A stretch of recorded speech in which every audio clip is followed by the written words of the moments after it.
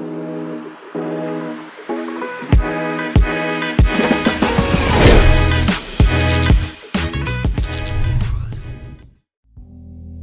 to another episode. Have you thought about your dating journey? Have you tried to figure out where it all went wrong? Or maybe it's going great, but now you have come and you hit a wall and you're just like, you know what? Maybe I want to pivot and find somebody else. Find somebody that is maybe better for the situation that I'm in. Or maybe you have come across somebody that has sparked your interest a little bit more than the one that you're currently with. But before we go ahead and get into that, make sure you like, subscribe, throw a comment out there. I'd love to hear your thoughts on these subjects and topics that we're talking about. Alright, so let's go ahead and get into it. So what we're talking about is prioritizing clarity and purpose in the dating journey. Now we all know that dating in the post-pandemic has been wild. I mean, we have went from the list of restaurants that women don't want to go to the type of man that they don't want to deal with. And men have rebutted about places that they don't want to go, nor do they want to take a woman, and about things that they want and they expect out of a relationship. So we are on two ends of the spectrum of what we want in our dating journey. We have women out here that wants way more than what they're actually worth. Yes, I said it. They want more than what they actually are worth. And if you haven't seen one of my shows before, I'm going to say this again and again. There are too many women in the world for just one woman to consider herself a prize. I'm gonna say it time and time again. I don't care how anybody feels about it. There are more men that have way more options than women. Now, you may not have a lot of options in your zip code. You may not have a lot of options in your surrounding area. But if you branch out a little bit further, you will learn that you have way more options, because there's more women on the planet than there are men. So therefore, men have way more selection than women. But I don't want to get into that. I'm not trying to start a battle. I'm just speaking reality. What is special, even for men, what is special about you that is just phenomenal, that you're offering something, whether it's man or woman, that is going to beat the next deal? Let's really think about that. What are you offering that is going to beat the next deal? Now, I can tell you what I offer, what I bring to the table. Men can tell you what they offer, what they bring to the table. It's what to be expected. But nowadays, it's a little overboard. You know, you want the whole kit and caboodle. Now, same thing for women. I know they don't want to talk about the table. They want to say that they are the table. I have talked to women personally and have told me, well, I am the table. You know, I bring myself. Okay, you bring yourself. Let me ask you, what does that look like 20, 30, 40 years from now? If all you're offering is yourself, what does that look like 40 years from now? And that's an honest question. And it's not to belittle anybody or anything. But if I'm looking at a relationship and I'm looking at you to be by my side, I'm looking at what does this look like 40 years down the line? Where are we going to be? We talking about decades, half a century of our life together. I don't want you as you are now. I want you as we can be in the future. And it's not to say that you're not great now, but as we grow, we improve. As we grow, we can build wealth. As we grow, we can build knowledge. As we grow, we become more in tune with each other. So what do we look like 40 years down the road versus where we are now? Because what we're doing now is we're learning and growing and getting to know each other. What we're going to be doing 40 years from now is hopefully sitting on an empire. And possibly in 20 years, maybe 10 years, retire from it all and don't even have to work because we did such a great job at building wealth that there's nothing that can stop us from traveling on a daily basis. There's nothing that can stop us from buying whatever we want. That's what I'm talking about as a dating journey. And eventually it evolves into marriage. But look, that's just me. But let's go ahead and get to this. So, first thing I want to say is what have you learned in your dating journey? Self-actualization and self-awareness. So let's go ahead and break that down. So we're talking about prioritizing clarity and purpose in your dating journey. Where you are now, what have you learned to get to where you are now? And that's a big one, okay? Because we can all say that it wasn't my fault why the relationship broke up. That wasn't my fault. That wasn't me. But when we sit back and we actually look at it and we talk about self-awareness, it's about being aware of what your part was and why the relationship failed, and what somebody else's part is and why the relationship failed. Now, I had to take a long look at myself to realize that I made some mistakes. I will even go so far to dare to say I fucked up in a lot of situations. I let some good women go because of ego and pride. That's my self-awareness. I have looked in the mirror and was like, you know what? 2 years down the line, I'm realizing, you know what? That was a good person, because the people I've met after her, they wasn't shit. And I'm thinking like, man, I want to go back to her, but I can't go back to her because she had found somebody else. Especially when you see them out with somebody else dancing and having a good time. That happened to me one time. I was at the Taco Fest. I'm standing there with my brother and my sister, and I see my ex dance right past me. I was like, ugh. And she had a guy that she was toting along with her. And I was like, dang. Now, in the back of my mind, I was a little hurt because I seen it. And part of me wanted to go over there and say something to her like, dang, what up, though? Like, what's going on? Give her a little killer smile. You know, work my charm and see if I can get in while in front of her guy. But then my sister told me don't even do it. The ego, the nerve of me, the pride of me was like, man, I'm better than that guy. I can go and do that. And we all do that, men and women. We had that pride, we got that ego, we had the chip on our shoulder. We like, yeah, I can get them back if I want to. But do you really want to?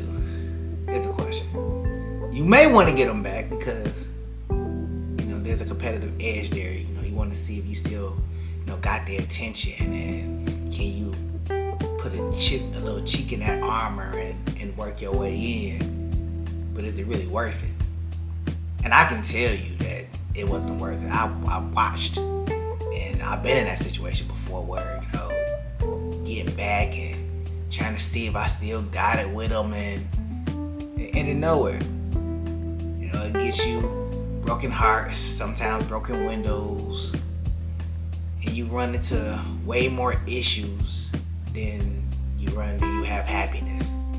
And some people, they go back and they actually work it out. And I guess that's the great thing and more positive thing about it, because some people actually work these situations out and they go through the ups and downs because they feel like the person that they're with is worth the headache, is worth, you know, the temperament, and worth going through or going to bat to make the relationship work. You know what? I'll be honest. I like those people. You know, I am envious of those people. I would damn near say jealous, because I know in some situations I wasn't that eager to fight. I felt like the situation was so bad that it wasn't worth it. And I had to look at these situations to figure out what I wanted to go into next in my dating journey, because I didn't want to wait to a late age to find the one that I was looking for. And I could have passed up several women that were meant for me, that were very compatible. But it was little things that I couldn't get over. And I guess those are little nuisances that you'll have to determine whether you want to do or not. My sister always told me, you gotta find somebody that you equally yoked with. And she told me that for years. And I never really understood what she meant about that. Until I got older and I was like, equally yoked. Somebody that had the same beliefs as you, somebody that has the same ambitions as you, a person that has probably the same understanding. And even though some people say that opposites attract, I found opposites and we don't attract that well. It's like magnets, we repel from each other, and it was always a bad bid. So my first advice to you is to look at what you've been through, what you've had, and try to figure out where you want to go from there, so far as what you're looking for in somebody that you want to date and somebody that you want to ultimately be with. Because you can just date people and never be serious, never be committed, and that's fine. But you can also date with a purpose, date with clarity, to be able to go forth and find somebody that is meant for you. And a lot of people find who they're looking for, but then there is an equal amount of people that don't find what they're looking for. And it can be for various reasons. For me, it's always pride and ego. Eventually I'm gonna get over it. I'm working my way through this. This is why we're doing the show, because I'm working my way through this. This is my therapy. Okay? Now, what do you deserve for yourself? Take a really hard look at what you deserve, because you may think or believe that your needs are greater than your wants. And essentially, they are. Well, no, let me take that back. Rephrase. You may think that your wants is greater than your needs. So, if your wants are overpowering your needs, then you may need to switch that around, because what you need and what you want are two different things. I want somebody that is as ambitious as I am. I want somebody that is enthusiastic about life and extroverted and can help me get outside of my comfort zone sometimes, but I also want a person that's going to help me find clarity in my most clouded moments and when I'm judging and misjudging situations. That's a want. Is it necessarily a need? I don't know. It's hard to kind of determine what your wants and needs, because sometimes your needs can be unrecognizable because you feel like you don't need it because you have a great handle on it, but you never know that you need it until it actually happens. Like, dang, I need somebody to do this. I need somebody to do that. And then you're looking at your wants like, oh, I want this. This is the things that I want right here. And you listing them out, all my wants. But then you don't list out the things that you actually need. And then that's where you find yourself looking back at relationships like, man, it really wasn't that bad. It really wasn't that bad. It could have been worse. There's a show on Netflix that I'm gonna watch called The Worst Ex Ever. I'm gonna watch it because I feel like that is going to bring light into a lot of stuff, or a lot of understanding so far as like what people went through in a masquerade that the person that they were dating put up until it was too late. And maybe some people committed too soon, or how the case is, because you never really know somebody before you just go out there and you just commit. Some people commit early. One of the things that I found out, and I don't know if anybody knows this, there are hopeless romantics and rational romantics. And I never really looked at it that way. The rational ones are the ones that take their time in relationships. The hopeless ones are the ones that go and actually jump into relationships and don't even think about it. Like, oh, you know what? We're going to jump in and let's fall. That's me. I'm the hopeless romantic. So I'm like jumping in like, hey, it feel good. Let's dive in. And you're like, you know what? That was a bad idea. I should have dove in so soon. Hopeless romantics. So it's looking at what you deserve for yourself. And looking at what you deserve for yourself, you definitely want to look at what your wants versus your needs are. And then if you do find somebody that you like or that you ride them with, I would definitely sit down and have a conversation. And sometimes it just requires putting all the cards on the table and saying, hey, these are the things that I need out of a relationship, and they're non-negotiable items. When you start listing non-negotiable items, then they have a clear understanding and the expectations of what they're going on, what they're getting themselves into. When they don't have them clear expectations of what they're getting themselves into and what's required of them, and you just kind of figure out as you go along, then you have miscommunication, you have confusion, you have expectations without realizations. So when you have expectations of a person, but they don't realize that this is the expectation that is needed to keep you happy, whether it is man or woman, then you cause arguments and dysfunction in the relationship because nobody communicated what their needs are in a relationship. Because nobody know what they deserve. Because everybody know what they want, but nobody knows what they deserve. It's really about kind of figuring that out and then finding a delicate balance with everything. Now, what is your contribution? Now, I know this is a big one, and everybody gonna have something to say about what I'm saying, and that's fine. You can do that, but I always feel like both parties gotta have a contribution to the relationship. I love to cook. That don't mean your ass can't cook. Okay? You need to learn how to cook too. This is a 50-50 job. Now, I understand nobody like 50-50. Nobody like going Dutch and everything. But let's be real. You should know how to cook. You can't just DoorDash every damn thing. Okay? You need to cook a home cooked meal. I'm not saying you need to make it from scratch. Okay? I'm just saying you need to know how to cook a little bit. And if you do gotta make it from scratch, there are plenty of recipes online for anybody to Google to be able to make a recipe.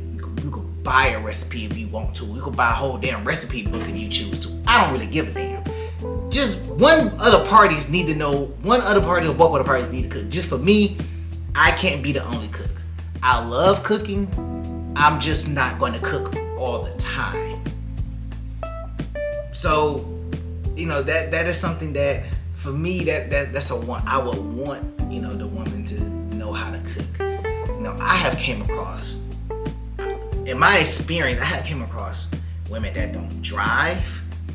Like, they don't like driving. Like, they are younger than me and don't like to drive. Like, I dated a woman that did not drive. She Uber and Lyft everywhere. I'm not saying anything is wrong with it. If you're terrified of driving, you're terrified of driving. But for me, I love driving.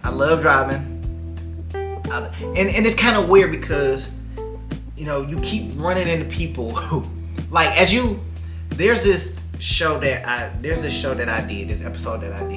It's called, Life Changes. Life changes through the decades. And I'm talking about what my life expectations were in my 20s versus my 30s. And I'm going into my 40s.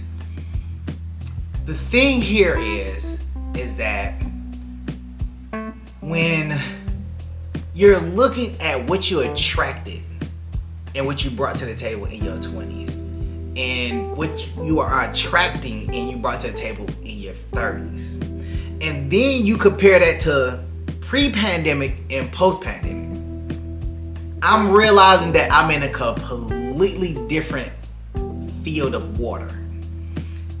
And it's so uncharted. Because I don't know what to expect anymore. I have met women that don't like to drive. I have met women that don't like to cook. But they love to travel, which is very interesting that they like to travel, but they don't cook and they hate driving. And they want somebody to take care of them as if they're a child. And I have rules against that. I don't believe that I should take care of another grown adult, because if I do have to take care of you and you want to stay at home and don't work, then I provide you with an allowance and I tell you what to do. But then women don't want to be told what to do, and they want a big allowance. So that's the kind of water that's uncharted that I'm in, because I don't really know which way to go, and it gets kind of choppy every time I go into the dating world. It gets a little choppy because I can get kind of confused on which way I want to go, so to speak. Yeah, like it's interesting. It's very interesting, and I talk to guys, and they give me the same perspective that they're having a hard time too, and most of them have given up, and probably some of them have become passport bros or passport boys, whatever you want to call them, and they're just going abroad. I have my takes and various ideas on that, but I'm not going to go there. But how the case is, what is your contributions? Determine what you're going to bring to the table and what you're willing to accept that the other person is going to bring, or lack thereof. So there's two things right there. Okay, so the last point that I want to make is, and this is probably the strongest point that I'm going to make, is how do you want to be loved? And that's different for everybody. Determining how you want to be loved, and you can look at the 5 love languages, or you can make up your own love languages, whatever you want to do. But one of the things that's essential to know is definitely, how do you want to be loved? Because everybody is not loved the same, and sometimes learning and knowing how you want to be loved takes being by yourself and knowing that you want to be loved a particular way. So that's it. That's my 3 points for your dating journey. Look at yourself, see where you came from and where you want to go. Figure out what your contributions are going to be and the lack thereof that you're willing to accept. And how do you want to be loved? Because everybody is not loved the same. I'm M&G. I'll catch you on the next go around.